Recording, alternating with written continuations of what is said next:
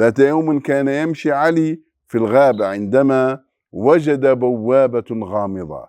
كانت البوابة مصنوعة من الخشب المنحوت وكان عليها نقش غريبا. أمسك علي بالبوابة وفتحها، وفجأة وجد نفسه في مدينة الأحلام.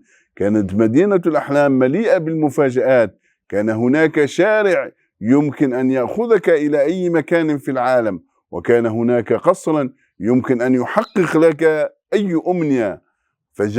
فدخل علي القصر فجعلوه حاكما عليهم. بدأ علي الحاكم في استكشاف المدينة. لقد رأى أشياء غريبة وغريبة جدا لم يحلم بها أبدا.